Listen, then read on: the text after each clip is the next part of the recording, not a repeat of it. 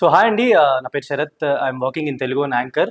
And ఇప్పుడే ఒక Bakasura restaurant అని ఒక పోస్టర్ చూడడం జరిగింది. అండ్ ప్రవీణ్ గారు అండ్ వైవా హర్ష మెయిన్ లీడ్స్‌గా చాలా మంచి సినిమా అనిపిస్తుంది నాకు పోస్టర్ చూడగానే.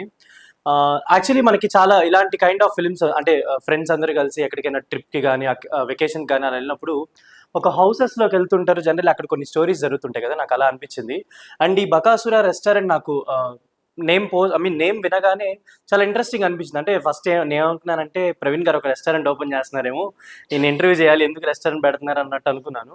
బట్ ఈ పోస్టర్ చూసిన తర్వాత ఈ కాన్సెప్ట్ అంటే ఈ డిజైన్ ఇదంతా చూసిన తర్వాత వాళ్ళేదో మొత్తానికైతే వైవా హర్ష గారిని ఇంప్రెస్ చేయడానికి ఈ ఫుడ్‌కి సంబంధించిన స్టోరీ ఏదో జరగబోతుంది. ఒక థ్రిల్లర్ ఎలిమెంట్స్ అయితే చాలా ప్లాన్ చేశారని అనిపిస్తుంది.